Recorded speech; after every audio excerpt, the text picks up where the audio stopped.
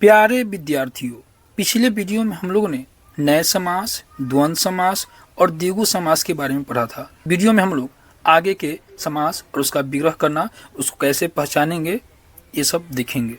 यहाँ पे हमारा है बहुव्रीहि समास। तो बहुव्रीहि समास किसको बोलेंगे? जिस समास का कोई भी पद प्रधान नहीं हो तथा दोनों पद मिलकर किसी तीसरे पद की ओर संकेत करते हैं। मतलब कि बहुव्रीहि समास है, उसमें दोनों पद में कोई भी पद प्रधान नहीं होता है और दोनों पद मिलकर क्या करता है? किसी तीसरे पद को संकेत करता है। अब पहचानेंगे कैसे इसको? तो दिया है तरीका यहाँ पे पहचानने का।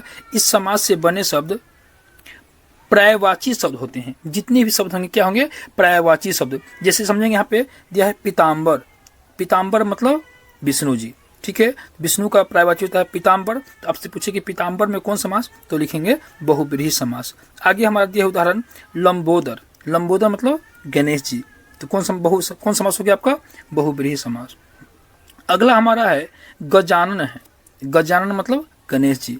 पूछे कौन समास? बहुव्रीहि समास। श्वेतांबर, श्वेतांबर कहते हैं सरस्वती जी को। ये हो गया आपका बहुव्रीहि समास। चक्रपाणी, चक्रपाणी कहते हैं विष्णु जी को। ये हो जाएगा बहुव्रीहि समास। बीना पानी, बीना पानी कहा गया है सरस्वती जी को। ये हो गया बहुव्रीहि समास। दशानन, दशानन होता है रावण, उसको क्या कहेंगे? बहुव्रीहि समास। चंद्रशेखर, चंद्रशेखर किसको बोलेंगे? शंकर जी को। तो कौन हो जाएगा? बहुव्रीहि समास। आगे हम लोग देखते हैं कि इसको कैसे हम लोग विग्रह करते हैं। उदाहरण से हम लोग समझते हैं। यहाँ पे है पीताम्बर। पीताम्बर कहते हैं विष्णु जी को, ठीक है। इसका हिंदी में विग्रह करेंगे पीत है अंबर जिसके। पीत है अंबर जिसके। पीत मतलब पीला, जिनका वस्त्र पीला है, पीला वस्त्र धारण करने वाले, ठीक है, उसको बोलते हैं पीताम्बर। तो संस्कृत में क्या लिखेंगे इसका विग्रह? पीतम अम्बरम यस्य स। पीतम अम्बरम यस्य स। पीताम्बर का संस्कृत में विग्रह लिखेंगे पीतम अम्बरम यस्य स। हिंदी में हो जाएगा पीत है अंबर जिसके। पीत मतलब पीला। आगे दिया है श्वेतांबर। श्वेतांबर कहते हैं सरस्वती जी को। ये हो जाएगा बहुव्रीहि समास। हिंदी में क्या होगा इसका विग्रह? श्वेत है अंबर जिसके। श्वेत है अंबर जिसके। श्वेत मतलब श्वेत, अंबर मतलब वस्त्र। तो कैसे लिखेंगे संस्कृत में? श्वेतम अंबरम यस्या सा। ध्यान देंगे यहाँ पे सरस्वती जी जो है स्त्रीलिंग शब्द है, तो यहाँ पे यस्या सा का प्रयोग करेंगे। स्त्रीलिंग शब्द के लिए यस्या सा, पुल्लिंग शब्द के लिए यस्य स, ठीक है। तो सरस्वती जी है, स्त्रीलिंग का बोध कर रहा है, तो यस्या सा का प्रयोग करेंगे। आगे हमारा है लंबोदरः। लंबोदरः कहा गया है गणेश जी को, इसीलिए हो जाएगा बहुव्रीहि समास। हिंदी में इसका अर्थ हुआ लंबा है उदर जिसका। लंबा है, उदर होता है पेट, तो जिसका पेट लंबा हो उसको बोलेंगे लंबोदर। तो संस्कृत में लिखेंगे इसका लंबम उदरम यस्य स। लंबम उदरम यस्य स। अगला उदाहरण है नीलकंठ। नीलकंठ का मतलब हुआ नीला है कंठ जिसके। अब नीला कंठ किसका है? शंकर जी का, ठीक है। इसको कैसे लिखेंगे संस्कृत में? नीलम कंठम यस्य स। नीलम कंठम यस्य स। अगर आपका स्त्रीलिंग बोध कर रहा है तो यस्या सा का प्रयोग करेंगे, बाकी जगह यस्य स लिखेंगे, ठीक नहीं है। पीताम्बरः, पीतम अम्बरम यस्य स। श्वेताम्बरः, श्वेतम अम्बरम यस्या सा। श्वेतम अम्बरम यस्या सा। यस्या सा क्यों? क्योंकि ये स्त्रीलिंग शब्द है। लंबोदर, लंबम उदरम यस्य स।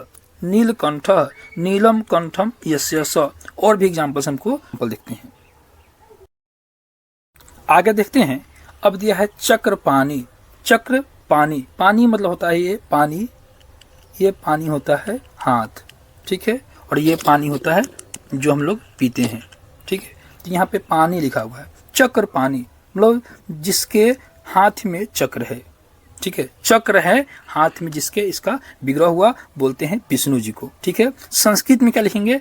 चक्रम पार्णो यस्य स। चक्रम पार्णो यस्य स। क्या हो जाएगा? चक्रपाणी। आगे है बीना पानी, ठीक है। बीना, बीना हुआ और पानी मतलब हाथ। बीना है हाथ में जिसके, अब बीना है हाथ में जिसके, किसको बोलेंगे? सरस्वती जी को बोलेंगे। इसको विग्रह संस्कृत में कैसे लिखेंगे?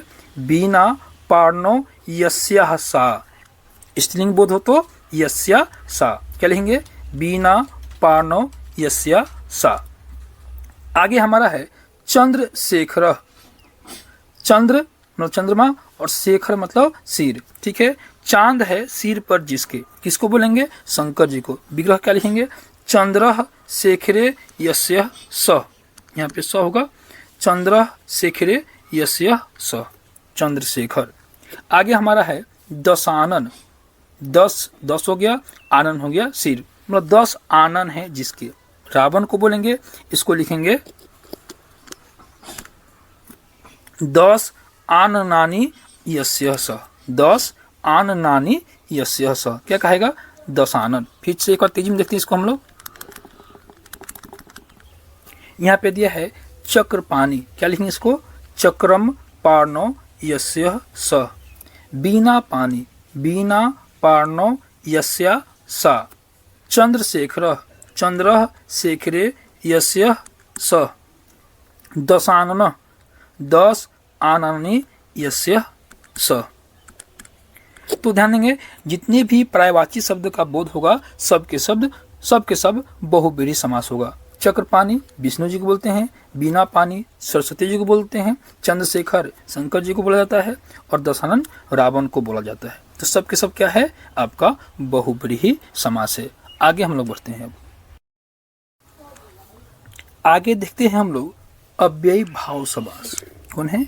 अव्ययी भाव समास। दिया इसमें जिस समास का पहला पद उपसर्ग या अवयव हो तथा दूसरा पद संज्ञा हो। मतलब अव्ययी भाव समास का पहला पद क्या होगा? उपसर्ग या अवयव हो सकता है तथा दूसरा पद क्या होगा? हमेशा संज्ञा होगा। पहचानेंगे कैसे? इस समास के से बने शब्द आ, उप, नीर, यथा, अनु, प्रति से शुरू होते हैं। जब भी कोई शब्द आ, उप, नीर, यथा, अनु, प्रति से शुरू होगा तो कौन होगा? अव्ययी भाव समास होगा। जैसे दिया है यहाँ पे उपवन, तो उपवन जो है क्या है? उप से शुरू है। उपकृष्णम उप से शुरू है। उपनगरम उप से शुरू है। उपगंगम उप से शुरू है। निर्विघ्नम नीर से शुरू है। यथाशक्ति यथा से शुरू है। यथासंभव यथा से शुरू है। अनुरूपम अनु से शुरू है। प्रतिदिनम प्रति से शुरू है। प्रत्येकम प्रति से शुरू है। तो जब भी कोई शब्द आ, उप, नीर, यथा, अनु या प्रति से शुरू होगा तो वह अव्ययी भाव समास होगा। कौन समास होगा? अव्ययी भाव समास। आगे हम लोग देखते हैं इसको विग्रह कैसे करेंगे। हिंदी के साथ साथ संस्कृत दोनों देखेंगे। इन शब्दों का विग्रह क्या होगा? यहाँ पे दिया है उपवनम, तो उपवनम उप से शुरू है तो ये हो जाएगा आपका अव्ययी भाव समास। ठीक है। इसका वन का हिंदी अर्थ हुआ वन के समीप, तो संस्कृत में क्या लिखेंगे? वनस्य समीपम, वनस्य समीपम। आगे हमारा है उपनगरम, इसका हिंदी हुआ नगर के समीप, संस्कृत में लिखेंगे नगरस्य समीपम। आगे हमारा है उपकृष्णम, इसका हिंदी हुआ कृष्ण के समीप, संस्कृत में क्या लिखेंगे? कृष्णस्य समीपम। आगे है उपगंगम, इसका हिंदी हुआ गंगा के समीप, क्या लिखेंगे इसका? गंगायाः समीपम, गंगायाः समीपम। आगे हमारा है निर्जनम, तो इसका हिंदी हुआ लोगों का अभाव, इसका लिखेंगे जनानाम अभाव, क्या लिखेंगे? जनानाम अभाव। निर्जनम लोगों का अभाव, विग्रह लिखेंगे जनानाम अभाव। ठीक है, एक बार तेजी में देखते हैं हम लोग। उपवनम वनस्य समीपम, उपनगरम नगरस्य समीपम, उपकृष्णम कृष्णस्य समीपम, उपगंगम गंगायाः समीपम, निर्जनम जनानाम अभाव। चलिए कुछ और भी इसका एग्जाम्पल देखते हैं।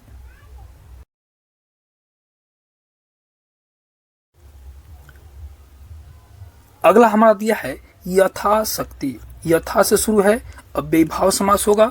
इसका हिंदी हुआ अर्थ, यथाशक्ति का हिंदी अर्थ है शक्ति के अनुसार। संस्कृत में लिखते हैं इसका शक्तिम अंतिक्रम्य, शक्तिम अंतिक्रम्य, शक्तिम अंतिक्रम्य, शक्ति के अनुसार। अगला हमारा है निर्विघ्नम, ये नीर से शुरू है, अब बेभाव समास होगा। इसका हिंदी अर्थ हुआ विघ्नों का अभाव। विघ्न मतलब संकट, विघ्न हरता होता है गणेश जी।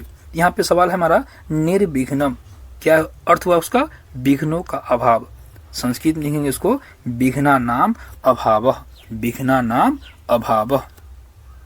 अगला हमारा है प्रत्येकम। प्रत्येकम जो है उपकम, प्रत्येकम होता है प्रति जोड़ एक, एकम, प्रति जोड़ एकम से बनेगा प्रत्येकम। तो ये प्रति से शुरू है, इसका हिंदी अर्थ हुआ एक एक प्रति, मतलब जितने भी समान है उसमें से कोई एक, ठीक है। संस्कृत में लिखेंगे इसका एकम एकम प्रति, एकम एकम प्रति। आगे दिया हमारा है